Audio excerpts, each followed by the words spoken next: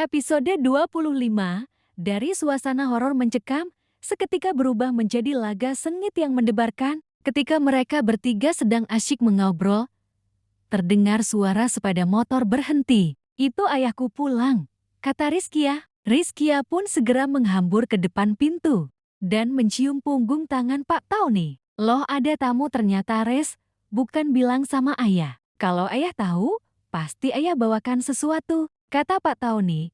Ketika melihat Wina dan Raffi juga ikut menyusul Rizkia salim kepada Pak Tauni. "Kalau saya tahu Rizkia kirim pesan sama Om dan meminta dibawakan sesuatu, justru pasti saya marahin Om. Takut mubazir. Ada Raffi soalnya di sini," kata Wina. "Loh, memangnya kenapa kalau ada Raffi?" "Oh, yang punya Raffi ya?" kata Pak Tauni. "Iya, Om," jawab Wina. Dia memperhatikan Raffi lekat-lekat. Dia merasa melihat seseorang dalam diri Raffi. Apalagi dengan balutan seragam SMA ini, rambutnya, fitur wajahnya, sangat mirip dengan saudara seperjuangannya. Sementara ketika pandangannya beralih pada Wina, dia tersenyum. "Kalau yang ini kenapa langsung mengingatkanku pada si manja?" "Kalau begitu yang ini pasti Wina ya?"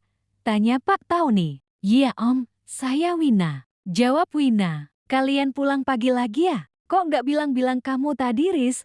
tanya Pak Tauni. "Iya, Rizkia. Lupa ya tadi. Untung ayah pulang dulu," kata Rizkia. "Ya sudah, kalian lanjutkan ya. Om ke belakang dulu, mau mandi," kata Pak Tauni. "Ah, mungkin melihat Raffi memakai seragam, aku jadi teringat masa mudaku saja. Jadi terkenang sama dua orang itu, nantilah aku tengok mereka lagi. Padahal baru minggu lalu aku melihat mereka," gumam Pak Tauni, tersenyum sendiri. "Wah, jam segini. Ayahmu baru pulang. Gimana kalau pas tiba-tiba kita libur, Riz? Ayahmu masuk malam, ibumu juga masuk malam. Sampai jam segini mereka baru ada di rumah. Jadi lu sendirian dari malam sampai jam segini dong?" tanya Wina. "Iya. Memangnya kenapa?" tanya Rizkia. Sumpah, gue serem bayanginnya," seru Wina. Rizkia pun terkekeh melihat reaksi Wina yang menurutnya berlebihan karena dia sendiri. Entah sejak kapan, sudah terbiasa dengan kondisi seperti ini. Selama ini dia merasa biasa saja, tidak merasa ada yang aneh dengan kondisi ini. Di beberapa kota yang sebelumnya, hampir semua teman-temannya juga sama kondisinya dengan dirinya. Baru kali ini Rizkia tanpa sengaja berteman dengan orang-orang tajir seperti ini. Hal-hal yang aneh bagi Rizkia justru biasa untuk Wina dan Raffi. Tapi hal-hal yang biasa bagi Rizkia ternyata justru aneh bagi Wina dan Raffi. "Jadi, gimana tadi kelanjutan obrolan kita, Riz?" tanya Raffi. Apa Raf? Yang mana ya?" tanya Rizkia, gelagapan, terbuyar dari lamunannya sendiri. "Duh, kok jadi lu sekarang yang melamun?" tanya Raffi. Enggak Raf, cuma gue lupa. Kita tadi bahas sampai mana sih, Win?" tanya Rizkia. "Membuktikan apa itu tadi?" tanya Wina sambil melirik ke arah belakang, takut didengar Pak Tauni. "Hehehe, nggak usah takut, Win. Ayahku bukan tipe orang tua yang akan menguping kok. Dia kalau pulang kerja begini, biasa mandi terus lanjut jogging dulu keliling komplek, lewat pintu belakang. Lagian kalau ada temanku datang, dia pasti sengaja pergi. Sengaja memberi privasi, asalkan di rumah katanya. Gak boleh pergi kemana-mana," kata Rizkia, menghilangkan kekhawatiran Wina. "Beda sama ibu, kalau ibuku suka tiba-tiba masuk, ikut ngobrol sebentar. Yang sebenarnya cuma alasan aja, buat melihat apakah camilan masih ada apa enggak. Kalau terlihat kosong dia pasti datang lagi bawain yang baru," imbuh Rizkia. "Walah, gitu," kata Wina. Teringat kata-kata Raffi kemarin. "Jadi kita besok buktikan dulu aja, Raf. Kita temui ketua OSIS itu tuh, barengan aja. Jadi kan gak semata-mata, lu gak sendirian. Nanti kita susun rencana, gimana caranya supaya bisa ngobrol sama dia. Gue sama Wina bisalah, jadi setting lokasi lu," kata Rizkia. "Injir ini anak, setting lokasi katanya," sahut Wina. "Kenapa gak sekarang aja disusun rencananya?" tanya Raffi. "Nggak bisa Raf, harus dadakan. Udah, Percaya saja sama yang udah pengalaman kayak gue, Raf. Karena kalau kita susun rencana sekarang, kadang nggak sesuai sama keadaan besok. Setting lokasi itu dadakan di menit-menit terakhir menuju detik action. Terang Rizky ya. Yang harus kita lakukan sekarang adalah kita cari kegiatan ngisi hari ini. Supaya otak lu nggak berkutat di ketua OSIS terus.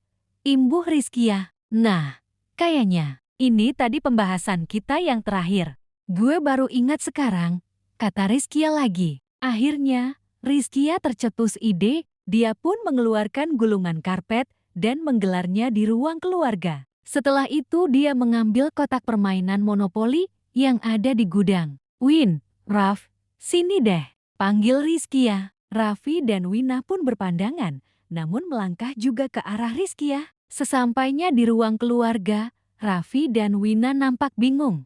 Sini, duduk. Kita main monopoli aja. Kalian para orang kota. Pasti sudah jarang kan? Main kayak gini. Sini, kata Rizkia, sembari menepuk tempat kosong di sebelahnya. Tak terasa mereka bermain monopoli tanpa ingat waktu.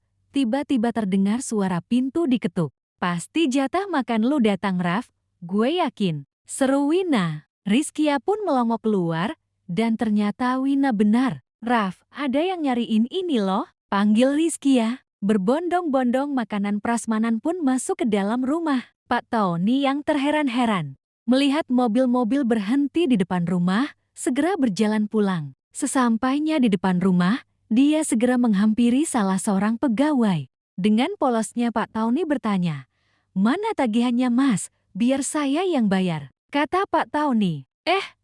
Ini nggak ada tagihannya Pak. Ini jatah makan siang anak bos kami, kata pegawai tersebut. Walah, maaf Mas, saya pikir anak saya mesan makanan. Soalnya bukan mobil Rofraf, jadi saya pikir makanan online biasa. Maaf ya, kata Pak Tony. Malu sendiri, ternyata makanan Raffi yang datang. Sementara di dalam rumah, ketika sedang menyendok es yang ada di mangkuk, tiba-tiba Raffi membanting sendok es dengan marah dan beranjak keluar. Sesampainya di depan pintu, dia melihat Pak Tony sedang melipat dompet dan memasukkan ke dalam kantong. Dia semakin marah. Loh, udah dibayar sama Om tadi? Tanya Raffi.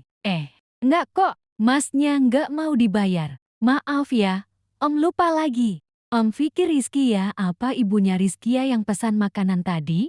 Makanya Om mau bayarkan tagihannya. Biasanya suka begitu kalau ada teman Rizkia datang. Sekali lagi Om minta maaf ya, kata Pak Tony pada Raffi. Sekali lagi saya minta maaf ya Mas, kata Pak Tony pada pegawai tadi. Raffi pun tersenyum lega. Ini tadi siapa yang bikin? Kok bisa-bisanya dia kirim minuman ini? Dia tahu gue yang mau minum gak sih? Tanya Raffi, sembari menelpon seseorang. Tahu bos, sudah jelas-jelas jatah makan siang Tuan Raffi ditulis kok. Jawab pegawai tersebut. Halo mah, ini kok aku dikasih es ada mangganya? Kata Raffi. Loh kok bisa? Siapa yang kirim? Tanya suara di seberang yang ternyata adalah Bu Rofi, mamanya Raffi. Gak tahu, jawab Raffi. Kamu sudah minum tadi nak? Tanya Bu Rofi, terdengar khawatir. Untungnya aku feeling aja mah. Biasa aku nggak cek dulu loh, langsung minum yang di gelas. Kok tadi tiba-tiba pingin ngaduk dari wadahnya dulu? Kata Raffi. Syukurlah, sebentar. Mama selidiki dulu ya, kata Bu Rofi. Dan telepon langsung dimatikan. Kalian semua, tetap di sini. Sampai Mama bolehin kalian pergi. Lu, dan lu baris di sini. Cepetan, seru Raffi, dengan sangat marah. Ketika mendengar ribut-ribut, Wina dan Rizkia pun segera menyusul keluar. Kenapa sih Raf? Cuma masalah es doang lu semarah itu. Aneh banget. Tanya Rizkia. Rizkia merasa Raffi terlalu aneh sejak di dalam. Tiba-tiba, dia membanting sendok es tadi dan sekarang tiba-tiba banget wajahnya jadi garang. Tentu saja Rizkia sangat kaget melihatnya. Tiba-tiba suara ponsel Raffi berdering lagi dengan sangat kencang. Kring, kring, kring. Raffi pun segera menekan tombol hijau yang ada di dalam layar. Iya mah, kata Raffi menjawab telepon. Kamu, jangan makan dulu ya, biar sampai Koki datang dulu ke sana memeriksa makananmu, kata Bu Rofi. Iya mah, aku belum makan sesuapun kok, jawab Raffi. Jangan ada yang boleh pergi satupun ya, sebelum mama atau papa sampai ke sana, kata suara di seberang. Iya mah, ini masih aku tahan di sini semua. Kebetulan Papa Rizkia security kok, pasti bisa bantuin kalau mereka coba kabur, kata Raffi. Mendengar hal itu, Pak Tony segera merasa ada yang tidak beres. Dia segera menutup pagar dan memeriksa 3 mobil yang datang. Apakah masih ada orang lain yang tidak terlihat? Periksa CCTV mah,